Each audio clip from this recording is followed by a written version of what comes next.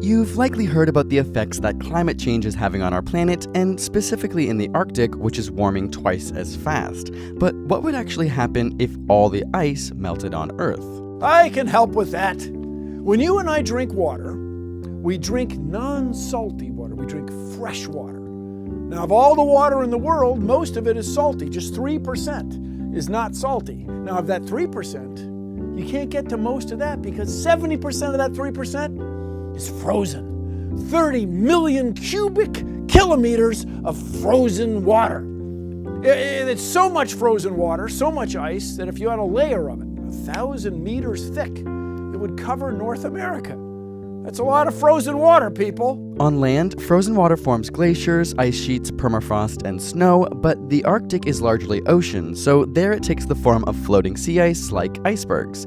And because it's in direct contact with warming waters, sea ice will be the first to melt as global temperatures rise. In fact, this year, NASA reported that the extent of Arctic sea ice was the lowest ever recorded for January, February, April, May, and June 2016. So the world is getting warmer and the ice is melting. Pretty soon you'll be able to drive your ship from Europe to Russia, right over the North Pole with no ice in the way.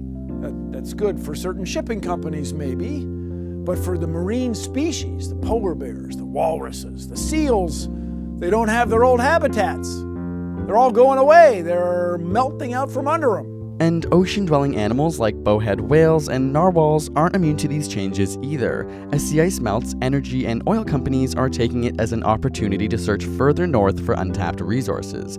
Using a process known as seismic blasting, they shoot air explosions into the water in an effort to map the ocean floor and find oil.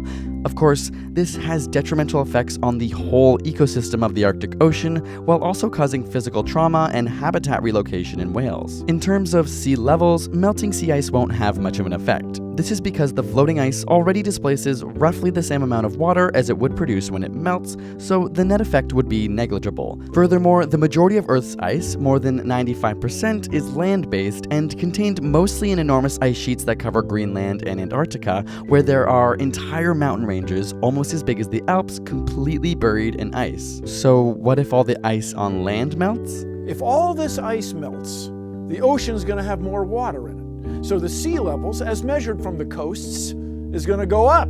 It's going to go up 70 meters. That's a long way, people. Half the world's citizens live on sea coasts. That's where the commerce action is. So they're going to have to move. Where are they going to go? And who's going to pay for it? Tokyo, New York, Sao Paulo, Mumbai, Shanghai, and Jakarta are all coastal and happen to be some of the world's biggest cities.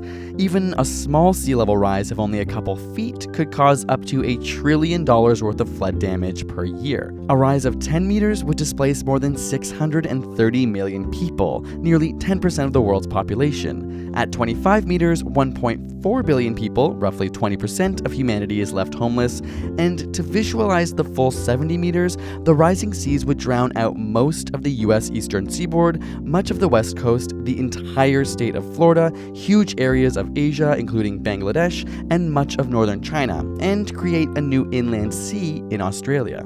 At the north and south pole of the Earth, we have a lot of ice. Ice is white. Ice reflects sunlight into space. But there's a feedback mechanism, one thing leading to another. As the world gets warmer, the ice melts. As the ice melts, it's reflecting less sunlight into space, which lets the world get warmer still. The sunlight is absorbed by the dark, liquid ocean. So as the ice melts, the world gets warmer, and the sea gets fresher. Currently, the world's oceans are crisscrossed by a set of currents that act like a giant conveyor belt, and these currents are powered in part by the differences in the saltiness between one part of the ocean and another. So if a melting ice sheet in Greenland dumps a whole bunch of non-salty freshwater into the North Atlantic, it's possible that it could disrupt the currents. So the conveyor belt takes chemicals, takes nutrients around the world, which feed plankton, which feed fish, which feed us. Half of the oxygen you breathe is made by plants in the ocean, so you don't want to mess with this. Furthermore, as that sea surface gets warmer off of Greenland, the Gulf Stream will probably shift a little bit. And if that shifts, what keeps Europe warm right now may not keep Europe as warm. So the crops are going to have to be grown elsewhere, and who's going to grow them, and who's going to ship them around, and who's going to feed each other, and what's going on. This is serious business when you go melting the ice. We actually went up to the Arctic to see the current state of things firsthand while documenting it all, and were absolutely shocked by what we found.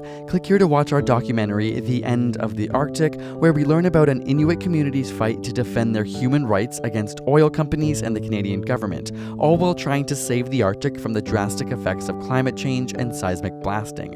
You can help spread awareness by sharing the video and signing our petition to put pressure on the government to prevent seismic blasting in the Arctic, which would have detrimental, long-lasting effects on the wildlife and the Inuit people living in northern Canada.